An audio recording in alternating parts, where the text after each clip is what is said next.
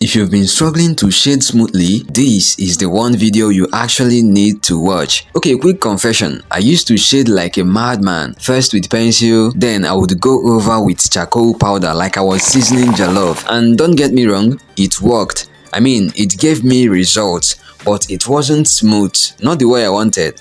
It wasn't fast, and bro, it definitely wasn't easy. I would spend forever blending, smudging, wiping, praying, only to end up with something that still looked grainy. But then, I found this one stupidly underrated trick, and ever since then, smooth shading went from headache to habit. So before you waste one more hour blending like it's a gym workout, watch this. It's the trick I wish I knew years ago. I'm breaking it down fully.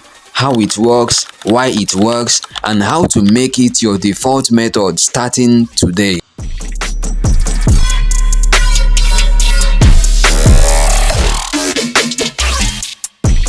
Okay, so here's how it works. I always start by shading the main features of the face, the eyes, the nose, and sometimes the mouth. Why? Because this part demands the most attention you can possibly give to a portrait. I believe that once I get these guys right, the rest of the process will be easy peasy, like I'm not even stressing. Now, to shade the eyes and actually make them come alive, I always begin by redefining the outlines using a soft charcoal pencil. That includes the eyelids, the tear ducts, and basically all the tiny details around the eyes. But listen, don't make those outlines too bold or too light. You want them strong enough so they don't disappear under the shading, but soft enough to blend into the final piece like they were always part of it. And oh, I nearly forgot. Here are the tools I'm using for this piece. A soft and extra soft charcoal pencil, a white pen for the highlights, a kneaded eraser and a monozero eraser, a blending stump, electric eraser, and some makeup brushes. Now moving on, we start by blending the outlines with a stump. This step right here is what separates beginners from legends. This is how I get that buttery smooth shading that makes it feels like there were never any lines at all. I don't rush it, I just gently smudge over those outlines to soften them and it gets instantly smoother. Then I use that same blending stump to lay down a base layer of shading, kind of like the primer before the real shading begins. It helps tie the values together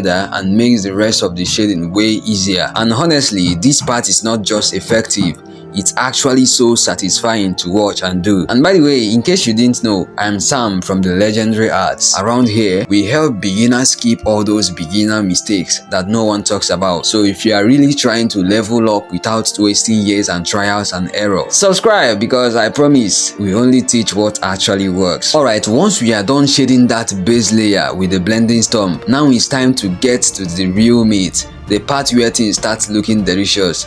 Shading with a brush. So here's what I do. I grab my smallest brush, gently dab it on the charcoal powder, tap off the excesses and start shading with a smooth circular motion. Now let's quickly talk about that charcoal powder. If you don't have artist grade charcoal powder lying around at home, no wahala, you can simply scrape off your charcoal pencils using sandpaper. It works just fine. Or if you are feeling curious and want to learn how to make your own artist charcoal powder at home, drop a comment and I will make a full video tutorial just for that. Easy stuff. Now watch how I'm shading from dark to light. This is where we apply what we call a gradient. Think of it like a fade. Your shading goes from dark to light without any sharp lines in between. That smooth transition is what makes your art look clean, not chaotic and patchy. I also switch between my smallest brush and a medium-sized one, depending on the area I am working on. I'm not just shading for vibes, I'm shading with intention. Now here is a common mistake we all made when we started out.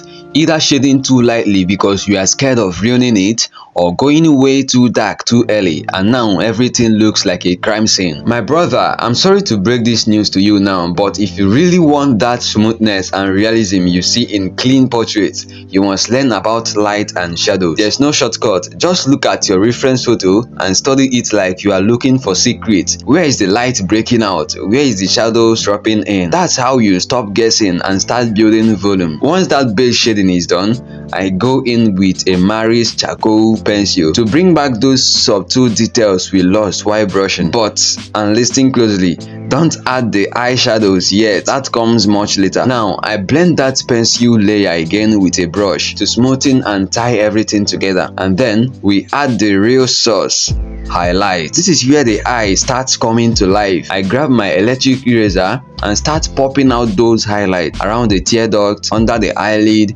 and in all those soft reflective areas. But I'm not just throwing highlights randomly. No, I'm using a dotting technique to create tiny highlight spots. That way, it gives off the illusion of skin pores. Then I use my white pen to add those sharp reflective highlights on the pupil. Oh boy, this part gives me actual chills every time. It's like the eye finally wakes up. I'll put the brand names of these tools I'm using in the description, by the way, so you don't have to stress. Next, I use my mono zero eraser to add softer highlights around those sharp ones, just to help them blend better and avoid that sticker effect. And sometimes I come back in with the charcoal pencil to add fine details next to the pores I created. It gives the skin a more realistic, lived-in feel. And just like that, we are done with one eye. I repeat the exact same process on the other side. No shortcuts, no skipping steps.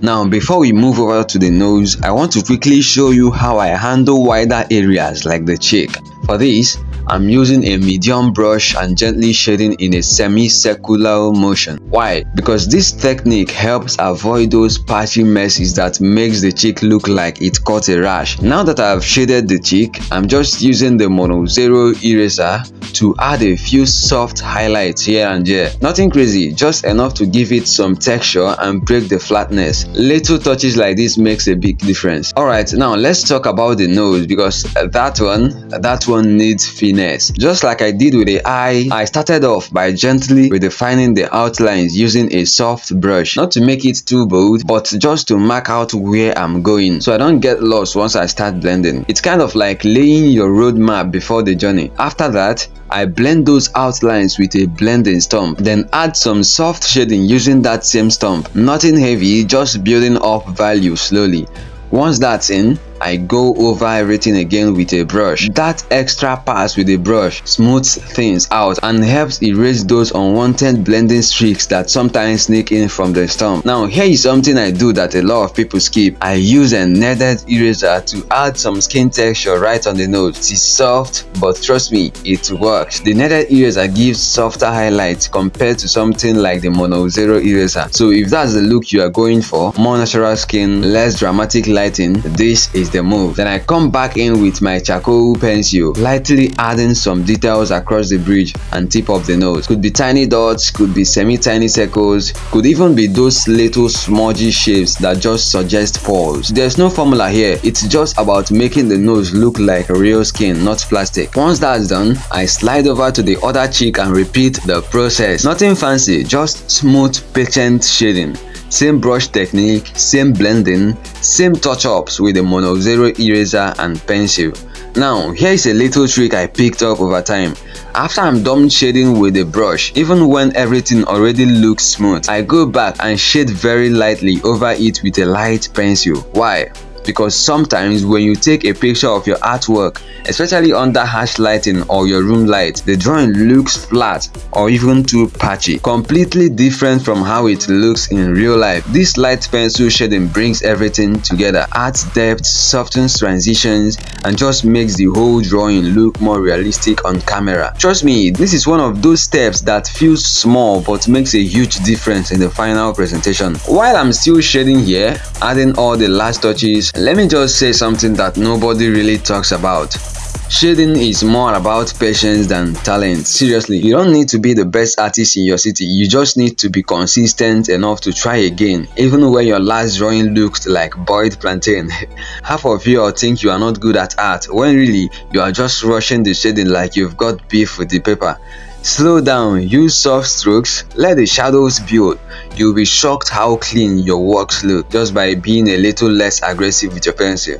And another thing, stop comparing your work to some guy on Instagram who's been drawing for 9 years in silence. You just started last month. Relax, give yourself permission to grow. Also, I know it's random, but I love seeing comments where people share their own struggles while learning. Drop yours below. Like seriously, what's that one part of drawing you are still fighting with? Shading lips, blending skin, Drawing ears that don't look like Pringles? Let's talk about it. I actually read comments and I reply like I'm not supposed to have a life. So yeah, say something.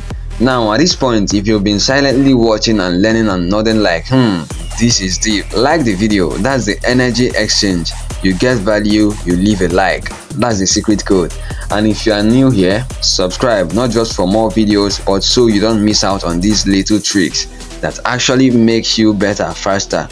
This is Legendary Arts. I'm Sam, and we help beginners keep the beginner mistakes that most artists spend years repeating.